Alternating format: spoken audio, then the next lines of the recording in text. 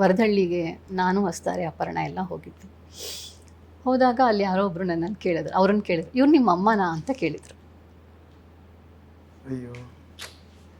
ಆಮೇಲೆ ನಾನು ನಕ್ಬಿಟ್ಟು ರೇಗಿಸಿದ್ದೆ ವಸ್ತಾರೆ ಸರ್ ನೋಡಿ ನನ್ನನ್ನು ನಿಮ್ಮ ಅತ್ತೆ ಅಂತ ಹೇಳ್ತಿದ್ದಾರೆ ಅಂತ ಹೇಳಿಬಿಟ್ಟು ನಾವು ವಾಪಸ್ ಬರ್ತಾ 3 ಜನ ಎಷ್ಟು ನಗ್ನಗ್ತಾ ಬಂದಿದ್ದೀವಿ ಅಲ್ಲಿಂದ ಅಂದರೆ ಅಲ್ಲಿ ವಾಸಿ ಆಗ್ತಾರೆ ಅನ್ನೋದೊಂದು ನಮ್ಮ ನಂಬಿಕೆ. ಯಾಕೆಂದರೆ ಅಲ್ಲಿ ನೆಲದ ಮೇಲೆ ಕೂತ್ಕೊಂಡು ಅಪರ್ಣ ಊಟ ಮಾಡಿದ್ರು ಅವತ್ತು ವರದಳ್ಳಿ ದೇವಸ್ಥಾನದಲ್ಲಿ. ಹಾಂ, ಅಲ್ಲಿ ನೆಲದ ಮೇಲೆ ಕೂತ್ಕೊಂಡು ಊಟ ಮಾಡಿ ಎದ್ರು. ವಸ್ತಾರಿಗೂ ಆಶ್ಚರ್ಯ, ಅವ್ರಿಗೆ ಅಷ್ಟು ಕಾಲು ನೋವು ಯಾವ ಪರಿ ಇತ್ತು ಅಂದರೆ ತುಂಬ ಕಾಲು ನೋವು ಇತ್ತು ಅವರಿಗೆ. ಅದು ಒಂದು ಕಾಲಲ್ಲಿ ಬಂದುಬಿಟ್ಟಿತ್ತು, ಯಾವುದೋ ಇಷ್ಟೇ ಬೋನ್ಗೆ ಎಫೆಕ್ಟ್ ಆಗಿತ್ತು ಅಂತ ಹೇಳ್ತಾ ಇದ್ರು. ಅಂಥದ್ರಲ್ಲಿ ಹೇಗೆ ಸಾಧ್ಯ ಅವಳು ಕೂತ್ಕೊಂಡು ಊಟ ಮಾಡಿದಾಳಲ್ಲ ಅಂದರೆ ಏನೋ ಪವಾಡ ನಡೆಯುತ್ತೇನೋ ಅನ್ನೋ ಥರನೇ ನಮಗೆಲ್ಲ ಒಂದು ಆಶಾಭಾವ.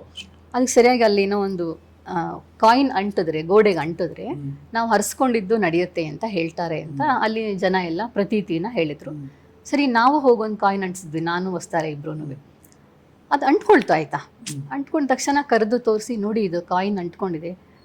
ಅಂಥ ವಿಜ್ಞಾನಿ, ಅಂಥ ಮೇಧಾವಿ, ಅವ್ರಿಗೂ ಒಂದು ಭರವಸೆ, ಇದೆಲ್ಲ ನಡಿಬಹುದು, ನನ್ನ ಹೆಂಡತಿ ಸರ್ವೈ ಅಂದರೆ ಹುಷಾರಾಗ್ತಾಳೆ ಅನ್ನೋ ಥರ ಅಂದೆಲ್ಲ ಅನ್ನಿಸ್ತಾ ಇತ್ತು ಅಲ್ಲಿ.